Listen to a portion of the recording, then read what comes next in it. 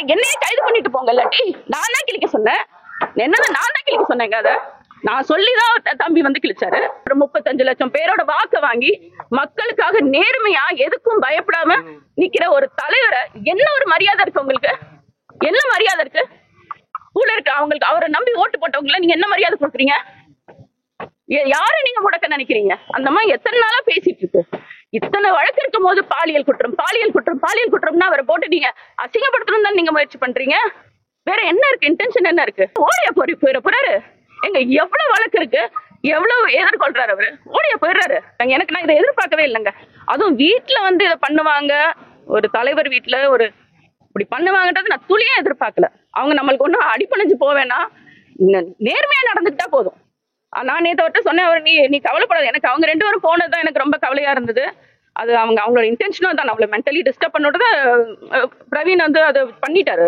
Disturb பண்ணாரு. என்ன பண்ணாரு? அவரை பண்ண முடியல. என்ன பண்ணாரு? ஒரு பார்க்ல ஒரு பூங்கால கூட்டு போய் வச்சு அவங்க 2 பேரையும் அடிச்சிருக்காங்க. எதுக்கு பண்ணணும்? இத எவ்வளவு வலிக்குது எங்களுக்கு. ஏன் நீங்க இதை பண்றீங்க? காவல் நிலையத்தை வச்சியும் இரும்பு ராடு வச்சு கடுமையா அடிச்சிருக்காங்க. 2 கோடியா? யார்கிட்ட இருக்கு? 2 கோடி வரைக்கும் யார்கிட்ட இருக்கு 2 கோடி? அவங்களுக்கு கொடுக்குற அளவுக்கு அப்படி அவங்களுக்கு கொடுக்கணும்னு அவசியமும் இல்லையே. தம்பியே சொல்றாரு, வந்துருவாங்க போவாங்க வருவாங்க போவாங்க. இதேதான் அவங்க கிட்ட. நான் பிரஸ் இது வரைக்கும் மீட் பண்ணதில்லை, இது மாதிரி பேசினது கிடையாது. இன்னைக்கு அவசியம் வந்துருச்சு, அதனால நான் உங்க எல்லாரையும் சந்திக்கிறேன். நான் நேத்தே சந்திச்சிருக்கணும். அண்ணனையும் என் தம்பி சுபாவையும் அங்க காவல் நிலையத்தை வச்சிருக்காங்க. அவங்க ஈகோல தான் எல்லாத்தையும் செய்யறாங்கன்றது தெரிஞ்சுதான் நம்ம அமைதியா இருக்கணும்னு நான் பொறுத்திருந்தேன். அவங்க இரவு வந்துருவாங்கன்ற ரொம்ப எதிர்பார்ப்புல தான் நான் இருந்தேன். அவங்க இப்ப ரிமாண்ட் பண்ணிட்டாங்க. நேற்று இரவு வந்து ரிமாண்ட் பண்ணிட்டாங்க. சரி, இதுக்கு மேல நம்ம பேசாம என்ன நடந்ததுன்றதை உங்ககிட்ட சொல்லிடணும். மீடியாவுக்கு நான் ரொம்ப நன்றி சொல்லணும். ஏன்னா அவங்க நான் எங்களோட சிசிடிவி கவர் பண்ணது கேட்டுக்கு வெளியே, அந்த இடப்பட்ட இடத்துல வந்து எங்களுக்கு இல்ல, சிசிடிவி கவரேஜும் இல்ல. அதை கவர் பண்ணி கொடுத்த மீடியாவுக்கு நாங்க ரொம்ப நன்றி சொல்லணும். இன்னொன்னு, சம்மன் கொண்டு வராங்கன்ற செய்தி எனக்கு வந்தது. வரும்போது சரி, அன்னைக்கும் இதே மாதிரிதான் கொண்டு வந்தாங்க. வலசரவாக்கத்துல இருந்து கொண்டு வந்தாங்க. அவரு ஊர்ல இருக்காருன்றத தெரிஞ்சுதான் வந்தாங்க. ஆனா தெரியாத மாதிரி என்கிட்ட தான் கேட்டாங்க. நான் அவங்கள காத்திருக்க சொல்லி அவர் வந்தக்கப்புறம் சந்திச்சு கையெழுத்து வாங்கி எடுத்துட்டு போனாங்க. அப்பவே வந்து சொன்னார் இவர், 2 வாரம் முழுக்க எனக்கு தேதி இல்லை அப்படின்னு. அவங்க தான் கேட்டு அந்த 27ஆம் தேதியை கேட்டு வாங்கிட்டு போனாங்க. உங்க வழக்கறிஞர்கள் வந்து அங்க வந்து எழுதி கொடுக்கட்டும், அதுக்கப்புறம் இன்னொரு தேதி கொடுத்துக்கிறோம்னு சொல்லி அவங்க தான் சொல்லி வாங்கிட்டு போனாங்க. நேத்து வழக்கறிஞர்கள் போன போது எழுதி வாங்கிக்கிட்டு உடனே அங்கிருந்து கிளம்பிட்டாங்க சம்மன் எடுத்துட்டு. ஆனா தேதி என்னன்னு அவங்களுக்கும் தெரியாது. மாதிரி வராங்கன்னு சொன்னாங்க. சரி, வந்தா இன்ஸ்பெக்டர் நம்ம சந்திச்சு பேசி சம்மனை கையெழுத்து போட்டு வாங்கிக்கலாம் தான் நான் இருந்தேன். அப்படி ஒருவேளை எங்க கிட்ட கொடுக்க விருப்பம் இல்லைன்னா வீட்டுல எல்லாரும் இருந்தாங்க, வேற யார்ட்டையாவது கொடுத்துருக்கலாம், இல்ல என்கிட்டயே அவங்க சந்திச்சு கொடுத்துருக்கலாம். அவரு ஊர்ல இல்லன்றது எல்லாருக்கும் அவங்களுக்கு நல்லா தெரியும். கிருஷ்ணகிரியில இருக்காருன்றது தெரியும். அவரை சந்திச்சு அங்க கூட அனுப்பி இருக்கலாம். அங்க இருக்கிற காவல் நிலையத்துல அனுப்பி கூட அவர்கிட்ட கொடுத்துருக்கலாம். அதுவும் கொடுக்கல. வந்தவங்க எதுவுமே சொல்லல, சம்மனை ஒட்டிட்டு போயிட்டாங்க. நான் வந்து எனக்கு தம்பி சுபாகர் தான் கூப்பிடுறாரு. கூப்பிட்டுட்டு நான் வெளியே வரேன், அது மாதிரி ஒட்டிட்டு போயிட்டாங்க. நீனா சரி ஒட்டி இருக்கட்டும்னு சொல்லிட்டு கொஞ்சம் நேரம் விட்டு தான் நான் கீழே இறங்கி வரேன். நம்ம வழக்கறிஞர் சொல்றாங்க, சரி காவல்துறை ஒட்டிட்டு போயிட்டாங்கன்னா நீங்க எடுத்துருங்க அது அப்படின்னு சொல்றாங்க. எனக்கு அது என்னன்னு பாலியல் குற்றம்னு போட்டு எத்தனை வருஷமா தான் இருப்பீங்க. சரி, இப்ப வந்து நீதிமன்றம் விரைவுபடுத்த சொல்லியிருக்கு. அது என்ன இப்ப உடனே அடுத்த நாளே வரணும்னு? சரி, ஒரு ஊர்ல இல்லைன்னு தெரியும், நீங்க வேணும்னே இதை செய்றீங்கன்றது எனக்கு தெரியும். நான் வீட்டுல இருக்கேன், என்கிட்ட அதை பேசிட்டு கூட நீங்க ஒட்டிட்டு போயிருக்கலாம். வந்து யாருமே இல்லாத வீட்டுல வந்து ஒட்டிட்டு போன மாதிரி நீங்க ஒட்டிட்டு போயிட்டீங்க. நான் வந்து வெளியே வந்து பாக்குறேன், தம்பி இது மாதிரி சொல்றாரு ஒட்டிட்டாங்க நீனா. அப்புறம் பிரஸ் மட்டும் தான் நின்றுட்டு இருந்தாங்க. எனக்கு ரொம்ப அன்ஈசியா இருந்தது அவங்க முன்னாடி வர்றதுக்கு. நான் அது நைட் ட்ரெஸ்ல இருந்தேன், நான் வெளியே வரல. சரி, தம்பியை தான் கிளிங்க தம்பி, இல்ல போலீஸ் போகணும், போலீஸ் போயிட்டாங்க அப்படின்னு சொன்னாரு. அதனால நான் கிளிக்க சொன்னேன். நான் தான் கிளிக்க சொன்னேன் அவரை. நான் படிக்கிறதுக்காக கிளிக்க சொன்னேன். அவர் கிழிச்சு என்கிட்ட கொண்டு கொடுத்தாரு. கொடுத்துட்டு நான் அது உள்ள உட்காந்து அது 2 மூணா கிழிஞ்சதுனால உட்காந்து அதை படிச்சுக்கிட்டு இருந்தேன். அந்த தேதியை பார்த்துட்டே வந்து அடுத்த நாளே வர சொல்லியிருக்காங்களே, அன்னைக்கு இவங்க அப்படி ஒத்துக்கலையே அப்படின்னு, அப்படி சொல்லலையே அப்படின்னு சொல்லிட்டு நான் அந்த தேதியை பார்த்துட்டு இருக்கேன். அப்பதான் எனக்கு தெரியல நடந்தது என்னன்னு எனக்கு தெரியல. இந்த கேட்டுக்கு உள்ளதான் நடந்தது. நான் அங்கிருந்து உட்காந்து பார்க்கும்போது கேட்டு திறந்தது மட்டும் கேட்டுச்சு. பார்த்தேன் நானு. எடுத்த உடனே ஒரு பிரவீனோட சத்தம், என்ன நீ தள்ளுறியான்னு ஒரே சத்தம். எனக்கு நான் இது சுத்தமா நாங்க எதிர்பார்க்கல. சம்மன் கொடுத்தாங்க, நாங்க சம்மனை வந்து எடுத்து வச்சு நாங்க படிச்சுட்டு இருக்கோம், அவ்வளவுதான். நான் சுத்தமா அதை எதிர்பார்க்கல. அப்புறம் அங்கிட்டு தள்ளிட்டு போறாங்க, செய்யறாங்க. அப்புறம் நான் அண்ணன் இப்படி இழுத்துட்டு போகும்போது தான் நம்ம எப்படி சும்மா இருக்குது. நம்ம நாங்க எல்லாம் உங்களுக்கு தெரியும், நாங்க வந்து கட்சி ஒரு குடும்பம் மாதிரி நாங்க எல்லாரும் சேர்ந்து ஒன்னா பயணிக்கிறோம்.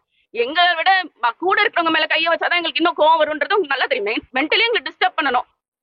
அப்புறம் வந்துட்டு அவரை கூட்டு போறாங்க. நான் வெளியே வர்றேன். வெளியே வந்து பார்த்தா அவர் ஒரு ரிட்டையர்டு ஒரு எக்ஸ் சர்வீஸ்மேன். அவரு எக்ஸ் சர்வீஸ் மேன் அவரை வந்து ஒரு எப்படி ஒரு குப்பை மாதிரி நீங்க எல்லாரும் பார்த்துட்டு தான் இருந்தீங்க. அவர் எப்படி உள்ள தூக்கி போடுறாங்க. அவர் என்ன, அவர் இங்க செக்யூரிட்டியா இருக்காரு, நம்மளுக்கு பாதுகாவலரா இருக்காரு, அவருக்கு கன் வச்சிருக்கிறதுக்கான லைசன்ஸ் வச்சிருக்காரு, அவரு அதை கையிலேயே எப்பவும் வச்சிருக்காரு, தன் பையில எப்பவும் வச்சிருக்காரு. அவரை அப்படி உள்ள தூக்கி போட்டு கொண்டு போறீங்க. நான் பார்த்துட்டு நான் போறேன். எனக்கு முதல் என்ன நடந்ததுன்னு தெரியாது. நான் போய் அவர் பிரவீனை அணுகும் போது, இன்ஸ்பெக்டர் அணுகும் போது அவர் சொல்றாரு, பாருங்க என்ன நடந்தது, என்ன பண்ணிட்டாரு பாருங்கன்றாரு.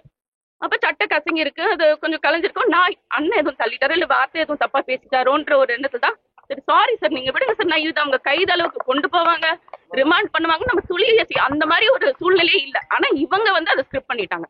முதல்ல ஸ்கிரிப்ட் பண்ணி தான் வந்திருக்காங்கன்றது நல்லா. கூடவே 2 போலீஸும் வரணும்ன்ற தேவை என்ன இருக்குன்னு எனக்கு தெரியல. வந்து அவர் அப்படி இழுத்துட்டு போய் கூட்டு போறாங்க. அப்பதான் நீங்க எல்லாரும் சாரி கேட்டாங்க. சாரி என்னங்க சார், எங்களுக்கு எங்க கல்யாணம் ஆனதுல இருந்து அவர் இந்த கைதாயிருவாருன்னு சொல்லிட்டு இருக்கு. நாங்க எல்லாத்துக்குமே துணிஞ்சுதான் இருக்கோம். நம்ம அண்ணன் ஏதோ பண்ணிட்டாரோன்னா அவர்கிட்ட சாரி சார் நீங்க விடுங்க சார் அவரன்னு சொல்லி நான் கேக்குறேன். அவங்க கிட்ட போய் இப்ப நான் எனக்கு நல்லா தெரியுது பிரவீன் வந்து இதை வேணும்னே செஞ்சிருக்காருன்னு. இவங்க எல்லாருமே பிளான் பண்ணி எல்லாரும் சேர்ந்துதான் செஞ்சிருக்காங்க. முதலே முடிவெடுத்துட்டாங்க அவரை கைது பண்ணோம். நம்ம வீட்டுல இருக்கிறவங்களை 2 பேரை கைது பண்ணி நம்மளை மென்டலி டிஸ்டர்ப் பண்ணுன்றது அவங்களோட எண்ணம்ன்றது நம்மளுக்கு நல்லா புரியுது. அதுக்கப்புறம் கொஞ்ச நேரம் அப்புறம் எஸ்ஐ வந்தாரு. எஸ்ஐ பாலுன்ற ஒருத்தர் வந்து என்கிட்ட கேட்டார். நான் தான் கிளிக்க சொன்னேன், நான் படிக்கணுன்றதுக்காக கிளிக்க சொன்னேன். வெளியே மீடியா இருந்தாங்க, எனக்கு அன்னீசியா அந்த வெளியே வரதுக்கு நான் தான் தம்பியை கிளிக்க சொன்னேன். இல்ல நீங்க அதை சொல்லாதீங்க நான் தான் கிளிக்க. இதுல என்ன பயம் இருக்கு, நீங்க சர்வ் பண்ணிட்டீங்க. சம்மன் வந்து எங்களுக்கு தானே, மீடியா மூலியமா என் கணவருக்கு தெரிஞ்சுக்கிறதுக்கா இல்ல மீடியா அந்த உலகத்துக்கு காட்டுறதுக்கா சம்மனை எடுக்க முடியலன்னு சொன்னாரு. அதான் கிளிங்க தம்பி கிழிச்சு என்கிட்ட கொண்டு வாங்கன்னு சொன்னேன்.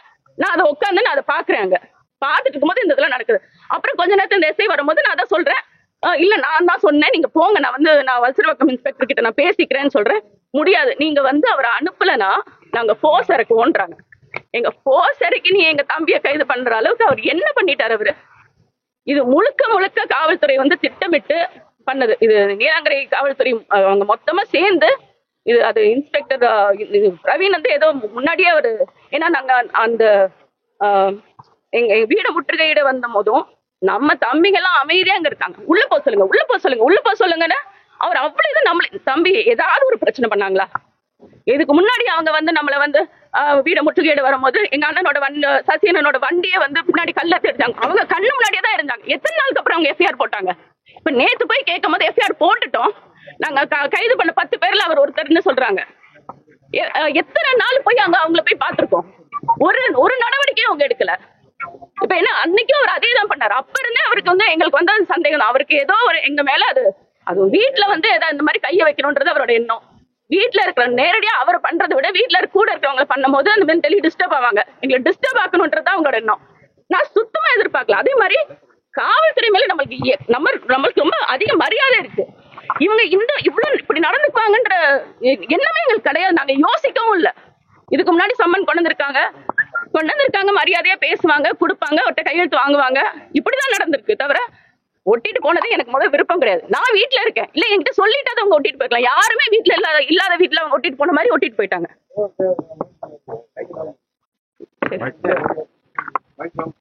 அதான் அதுக்கப்புறம் தான் நான் வந்து அவர் ஃபோர்ஸ் இறக்கும் அப்படிலாம் சொல்லும் போது எனக்கு நல்லா தெரியும், நம்ம வழக்கறிஞர்ல இருந்து நம்ம கட்சி பிள்ளைங்க எல்லாருமே வந்துட்டு இருக்காங்கன்றது எனக்கு தெரியும். எனக்கு இதை வந்து அவங்க சென்சிடைஸ் பண்ணணும், 2 பேருக்குள்ள ஒரு பிரச்சனையை உண்டாக்கி நம்ம பிள்ளைங்களை கைய வைக்கணும்ன்றது அவங்க முடிவு எடுக்கிறாங்கன்னு தான் எனக்கு தோணிருச்சு. அதனாலதான் நான் வந்து சுபாவை சரிங்க தம்பி நீங்க போங்க நம்ம பாத்துக்கலாம்னு சொல்லி. ஆனா இது நான் ரொம்ப நம்பிக்கை வச்சிருந்தேன். அவங்க இரவு வந்துருவாங்கன்னு நான் நினைச்சிட்டு இருந்தேன். அவங்களை ரிமாண்ட் பண்ணிட்டாங்க. இனி நீதிமன்றத்துக்கு வழக்கு போயிருச்சு. நாங்க நீதிமன்றத்துக்கு மேல நாங்க ரொம்ப அதிக மரியாதை வச்சிருக்கோம், நம்பிக்கை வச்சிருக்கோம். நாங்க அவங்களை விரைவில் வெளியே எடுத்துருவோம். இது நாங்க அவர் மேல மனித உரிமையிலேயே நாங்க வழக்கு தொடருவோம். பிரவீன் பண்ணதுக்கு அவர் வந்து ஒரு எக்ஸ் சர்வீஸ்மேன், அவர் மேல அப்படி அவங்க கையாண்டிருக்கவே கூடாது. அவர் இங்க இருக்க அவரோட வேலையை தான் அவர் செஞ்சுட்டு இருந்தார். மரியாதையா அவர்கிட்ட பேசி உள்ள வந்திருக்கணும். என்ன கிழிச்சதுக்கு நீங்க அப்படி ரியாக்ட் பண்ணுவீங்களா? நீங்க மரியாதையா பேசி உள்ள வந்து யாரு கிழிச்சாங்கன்னு கேட்டிருக்கலாமே, பேசிருக்கலாமே. ஏன் மேடம் கிழிச்சிங்கன்னு என்கிட்ட கேட்டிருக்கலாமே. என்னையே கைது பண்ணிட்டு போங்க, இல்லாட்டி நான் தான் கிழிக்க சொன்னேன். என்னது நான் தான் கிழிக்க சொன்னேங்க? அதை நான் சொல்லிதான் தம்பி வந்து கிழிச்சாரு. நேத்து இதை பேசக்கூடாது, அவர் என்ன ஈகோல இருக்காருன்றது நம்மளுக்கு நல்ல எனக்கு முதல் தெரியல. மீடியாவுக்கு ரொம்ப நன்றி. நான் ரொம்ப நேரம் வரைக்கும் எனக்கு புரியாமையே இருந்தது. நான் மீடியால தான் அந்த வீடியோ பார்க்கும் போதுதான் அண்ணன் ஒண்ணும் பண்ணல, அவர் சும்மா நின்னவரை இவர் அந்த சத்தம் கொடுத்தது, என்ன தள்ளுறியா நீ என்ன பண்றியா, இந்த சத்தம் எல்லாமே ஒரு டிராமா பண்ணி தான் அவர் வந்து உள்ள வந்து அவர் அப்படி ரொம்ப அப்படி இழுத்துட்டு போனது. அது நம்மளுக்கு நம்ம எல்லாருமே ஒரு குடும்பமா நம்ம இருக்கோம். நம்ம அதெல்லாம் நம்மளுக்கு அது தேவையில்லை. சட்டத்துக்கு புறமா உண்மையிலே எதுவும் செஞ்சுட்டாங்களா? நீங்க பண்ணுங்க, நீங்க பண்ணுங்க. அவர் ஒண்ணுமே பண்ணாதவர். நான் நீங்க அதுல சாரி கேட்டாங்க என்னங்க? நான் எங்க அண்ணன் ஏதோ பண்ணிட்டாருன்னு எனக்கு ஒன்னும் புரிதல் இல்லாம தான் நான் வந்து எனக்கு ஒண்ணுமே புரியல. நான் வந்து சாரி சார், நீங்க விடுங்க சார் அவரை அப்படின்னு சொல்லி நான் கேட்கிறேன். இதுதான் நேத்து நடந்தது. நான் நேத்து இதை பேசாத காரணம் அந்த ஈகோல அவர் வேற ஏதாவது பண்ணிருவாரோ, நம்ம ஆளுங்க அங்க இருக்காங்கன்ற ஒரே இதனால தான் நான் அமைதியா இருந்தேன். இன்னைக்கு இதை கட்டாயம் பேச வேண்டிய சூழல் வந்துருச்சு. அவங்க ரிமாண்ட் பண்ணிட்டாங்க. அது என்ன, அவங்கள வேலை செய்ய விடாம தடுத்ததா சுபா மேலையும். ஏன்னா அவங்க ஒட்டும் போது சுபா எதுவுமே பண்ணல. அவங்க ஒட்டிட்டு போயிட்டாங்க. யாருமே எந்த மறுப்பும் தெரிவிக்கல. நான் இருந்தேன்னா மறுப்பு தெரிவிச்சிருப்பேன், ஒட்டாதீங்கன்னு நான் சொல்லியிருப்பேன். ஆனா சுபா எதுவுமே சொல்லல. அவங்க ஒட்டிட்டு போயிட்டாங்க. சோ அந்த மறுப்பும் தெரிவிக்கல. அவங்கள வேலை செய்ய விடாம சுபா தடுக்கவே இல்லை. இன்னொன்னு, ஆயுதத்தை காட்டி மிரட்டினாங்க. அண்ணன் தன்கிட்ட துப்பாக்கி இருக்குன்றத அவங்க அப்படி மேன் ஹேண்டில் பண்ணும்போது அதை சொல்லிடணுன்றதுக்காக அவர் சொல்லி என்கிட்ட இருக்குன்னு சொல்லி அவர் தான் எடுத்து கொடுக்குறாரு. அதுவும் தேங்க்ஸ் டு மீடியா, நீங்க அதை கவர் பண்ணீங்க. அது அவர் தான் எடுத்து கொடுக்குறாரு. சுபா வந்து துப்பாக்கியை காட்டி மிரட்ட சொன்னதா, அவர் வந்து மிரட்ட சொன்னதாகவும் இவர் மிரட்டினதாகவும் இன்னொரு வழக்கு. சுபா விவகாரத்துல நடிகையை பயன்படுத்தி முடக்க நினைக்கலாம். அவங்க ரொம்ப நாளா முயற்சி பண்றாங்க. நம்ம நீதிமன்றத்துக்கு போயிருந்தோம். அங்க ஹைகோர்ட்ல வந்து டிஸ்மிஸ் ஆயிடுச்சு. நம்ம இப்போ அப்பீல் போயிருக்கோம். அவங்க 3 வாரத்துல விசாரணை பண்ணி முடிக்க சொல்லியிருக்காங்க. ஏற்கனவே ஒரு 3 மணி நேரம் போய் விசாரணைக்கு போயிட்டு தான் அவர் வந்திருக்காரு. எல்லாத்தையும் எழுதியும் கைப்பட எழுதியும் கொடுத்திருக்காரு. இதுக்கு மேல அவங்களோட இதுக்கு அவர் கட்டுப்பட்டு வருவார். அவர் சொல்லியிருக்காங்க, அவர் போவாரு. ஏன்னா நம்மளுக்கு பயப்படுறதுக்கு ஒண்ணும் கிடையாது. அவர் கட்டாயம் போவாரு, அவங்களை எதிர்கொள்வாரு, விசாரணைக்கு எல்லாம் உடன்படுவார். நீ அது மாதிரி மரியாதையா எல்லாருமே அவங்க சொன்ன மாதிரி நடக்கும். ஆனா அவங்க அதுக்காக அத்துமீறி இதெல்லாம் பண்ணக்கூடாது. நாங்க காவல்துறை மேல ஒரு மரியாதை வச்சிருக்கோம். நீங்களும் அவர் எத்தனை லட்சம் பேரோட நம்பிக்கையை வாங்கி, அவர் 35 லட்சம் பேரோட வாக்க வாங்கி மக்களுக்காக நேர்மையா எதுக்கும் பயப்படாம நிக்கிற ஒரு தலைவரை என்ன ஒரு மரியாதை இருக்கு உங்களுக்கு? என்ன மரியாதை இருக்கு? கூட இருக்கு அவங்களுக்கு அவரை நம்பி ஓட்டு போட்டவங்கள நீங்க என்ன மரியாதை கொடுக்குறீங்க? யாரை நீங்க முடக்க நினைக்கிறீங்க? அந்த மாதிரி எத்தனை நாளா பேசிட்டு இருக்கு. இத்தனை வழக்கு இருக்கும் போது பாலியல் குற்றம்னா அவரை போட்டு நீங்க அசிங்கப்படுத்தணும் தான் நீங்க முயற்சி பண்றீங்க. வேற என்ன இருக்கு? இன்டென்ஷன் என்ன இருக்கு? ஏற்கனவே 2 முறை எழுதி கொடுத்தாங்க, வழக்குல இருந்து வெளியே போய் எழுதி கொடுத்தாங்க. மீண்டும் வந்து அந்த வழக்கை வந்து புதுப்பிக்கிறாங்க. அதுதான் நீங்களே சொல்றீங்க. அதுல இவ்வளவு குழப்பம் இருக்கு. அவங்க விசாரிக்கட்டும், நேர்மையா விசாரிக்கட்டும். நம்மளும் அப்பீலுக்கு போயிருக்கோம். அவங்க நேர்மையா விசாரிச்சா என்ன நடக்குமோ நம்ம பார்ப்போம், நம்ம அதை செய்வோம். அவரும் அதுக்கெல்லாம் அவர் ஊர்ல இல்லன்றது அப்பவே அவர் சொல்லிட்டாரு. இவங்களாதான் இந்த தேதியை 27ஆம் தேதி கொடுங்க, நீங்க வந்து எழுதி கொடுங்கன்னு அவங்களாதான் சொல்றாங்க. நம்ம வழக்கறிஞர் போய் இன்னொட்டு அவங்க அடுத்த நாளே போடணும்னு என்ன இருக்கு? 2 வாரம் அவர் ஊர்ல இல்ல, தொடர் பயணம். அவர் வந்து எங்க ஓடி போயிட போறாருங்க? ஒரு நாளைக்கு 3 தடவை பிரஸ் மீட் பண்றாருங்க. கணவர் எங்க இருக்காருன்னு எல்லாருக்குமே தெரியும். இன்னைக்கு அண்ணன் இந்த ஊர்ல இருக்காராமே, அங்க இந்த ஊர்ல இருக்காரு போல இருக்கு. அங்க இருந்து பிரஸ் மீட் கொடுத்தாரு, எல்லாருக்குமே தெரியும். நீங்க என்ன எங்க ஓடியா போயிட போறாரு? எங்க எவ்வளவு வழக்கு இருக்கு, எவ்வளவு எதிர்கொள்றாரு? அவரு ஓடியா போயிடுறாரு. வந்து சொன்ன தேதியில அவர் வருவாரு. அவர் ஒத்துக்கிட்ட தேதியில அவர் வருவாரு. இன்னைக்கு ஒரு தேதி கொடுத்திருக்கீங்க. அது என்னன்னா அவர் பேசி முடிவெடுத்து அவங்க எல்லாம் பண்ணுவாங்க. நேற்று வழக்கறிஞரோட பேசுறீங்க, என்ன பண்ணாங்க? தவறா இல்ல, அது அவங்க சர்வ் பண்ணிட்டு போயிட்டாங்க. அதுக்கப்புறம் அதை நம்ம எடுக்கிறது தவறு இல்ல. அது அவங்களோட வேலையை அவங்க செஞ்சுட்டு போயிட்டாங்க. அவங்க எனக்கு தெரிஞ்சு அவங்க நியாயமா என்கிட்ட கொடுத்துருக்கலாம். அதை சரி வீட்டுல யார்ட்டையே கொடுத்துருக்கலாம். அவங்க கொடுக்கல, அவங்க ஒட்டிட்டு போயிட்டாங்க. அதை நாங்க எடுத்துக்கிட்டோம். அது தவறு இல்ல. இன்னைக்கு போர்டு வச்சுக்கிற காரணம் நிறைய வந்துகிட்டே இருக்கு தம்பி, வந்துட்டே இருக்கு. கேட்டை வேற சுத்தம் பண்ணணும். அது நல்லா ஒட்டிடுறாங்க, கிழிக்க வேண்டியது இருக்கு. இதனால நாங்க அப்படியே எடுத்து போய் உள்ள வச்சு படிச்சுட்டு திரும்ப கொண்டு வெளியே வச்சிருவோம். நாங்க கிழிக்கலாம் இங்கதான் இருக்கு, வச்சுக்கோங்க. இன்னும் ஒட்டுங்க, இது ஒட்டுங்க, நல்லா இருக்கு, இருக்கட்டும்.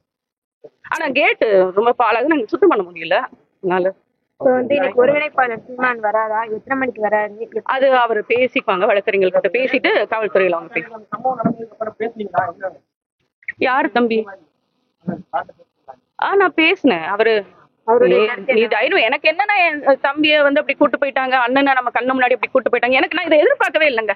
அதுவும் வீட்டுல வந்து இதை பண்ணுவாங்க, ஒரு தலைவர் வீட்டுல ஒரு இப்படி பண்ணுவாங்கன்றது நான் துளியா எதிர்பார்க்கல. அவங்க நம்மளுக்கு ஒன்றும் அடிப்பணிஞ்சு போவேன்னா, நேர்மையா நடந்துக்கிட்டா போதும், சரியா நடந்துக்கிட்டீங்கன்னா போதும். உங்க மேல நாங்க மரியாதை வச்சிருக்கோம், அதே மரியாதை நீங்க எங்களுக்கு கொடுக்கணும்ல.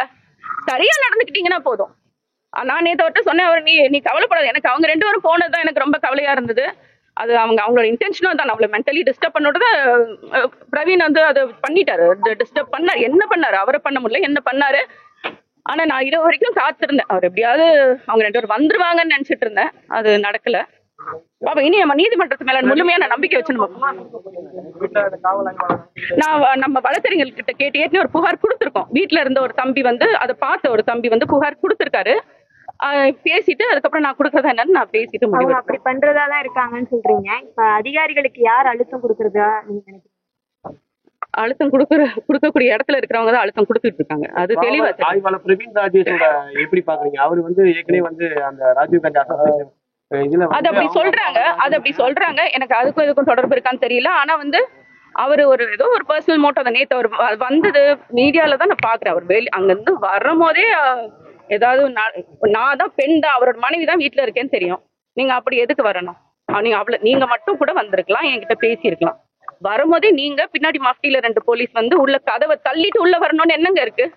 என்ன நாங்க கதவை பூட்டியா வச்சிருக்கோம்? நாங்க என்ன கதவை திறக்க மாட்டோம்னு சொல்றோம், உங்ககிட்ட பேச மாட்டோம்னு சொல்றோமா? நாங்க என்ன சொன்னோம்? இல்ல நீங்க எனக்கு புரியல. நீங்க அந்த அந்த அந்த மாதிரி நீங்க அதை எதிர்கொண்டிருக்கவே தேவையில்லை, அது மாதிரி நடந்துக்கவே தேவையில்லையே. அவங்களுக்கு காயமா இருந்தா மருத்துவமனையில அனுமதிக்கப்பட்டிருக்காங்க. ஆமா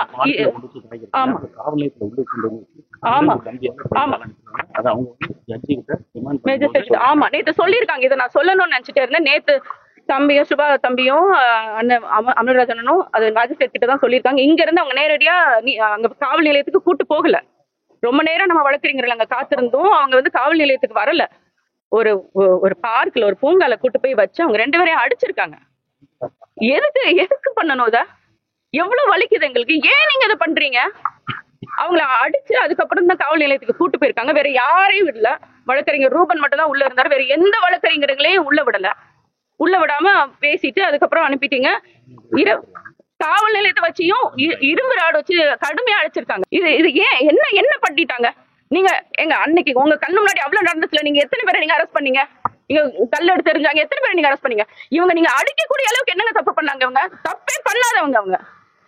தப்பே பண்ணாதவங்க. கைது செய்யும் போது அவங்களுக்கு காயப்படுத்திட்டு ராயப்பேட்டை மருத்துவமனை எங்க நீங்க தான் பாத்தீங்கல்ல மீடியால. அவர் முடிச்சுட்டு அவர் வர்றாரு, பிரவீன் வர்றாரு. எப்படி இருந்தாரு? அவர் சட்டை தான் கசங்கிச்சு. நான் அதை பார்த்து நான் வருத்தப்பட்டேன். முதல் சட்டை கசங்கிறது அவருக்கு என்ன இருந்தது? ஒண்ணுமே இல்ல, ஒரு அடி கூட இல்ல. அண்ணனை தான் அடிச்சாங்க. அமல்ராஜன் அடிச்சிருக்காங்க. சுபா வைப்பாங்க போற வழியிலேயே ஒரு பூங்கால் நிறுத்தி அடிச்சிருக்காங்க. அப்புறம் திரும்ப காவல் நிலையத்துல வச்சு இரும்பு ராடால அடிச்சிருக்காங்க. நேற்று மேஜிஸ்ட்ரேட் கிட்ட 2 பேருமே அதை சொல்லியிருக்காங்க. என்ன அடிக்கணும்? இதெல்லாம் நீங்க இதை எப்படி நாங்க இதை எப்படி சும்மா விடுவோம்னு நீங்க நினைக்கிறீங்க? மேடம், இந்த நடிகை வழக்கு பொறுத்த வரைக்கும் 2 கோடி கேஸை வாபஸ் வாங்கணும் அப்படின்னு ஒரு பேரம்லாம் நடந்ததா சமூக ஊடகத்துல ஒரு பேசப்பட்டிருக்கு.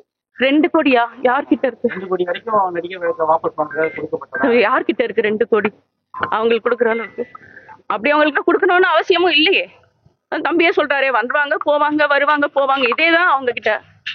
அப்படியே ஒண்ணும் இல்ல தம்பி. அது போய் நடிகை யாரு இயக்குறாங்கன்னு நினைக்கிறீங்க? அதான் காவல்துறை யார் இயக்குறாங்களோ அவங்களேதான். அவங்க ஒரு திட்டம் வச்சுதான் அங்க இயக்கிட்டு இருக்காங்கன்னு தான் நினைக்கிறேன். அதை கொஞ்சம் வெளிப்படையா சொல்லலாங்க யாரு அப்படின்னு சொல்லி. விஜய்கிட்ட கேக்குறீங்களா வெளிப்படையா பேசுறீங்கன்னு? நம்மகிட்ட வந்து கேக்குறீங்க. யாரு? எங்க காவல்துறை யார் கட்டுப்பாட்டுல இருக்கு? அரசாங்க கட்டுப்பாட்டுல தானே இருக்கு. இப்ப இருக்கிற கட்சி திமுக கட்டுப்பாட்டுல தானே இருக்கு. அவங்கதான் செய்யறாங்க.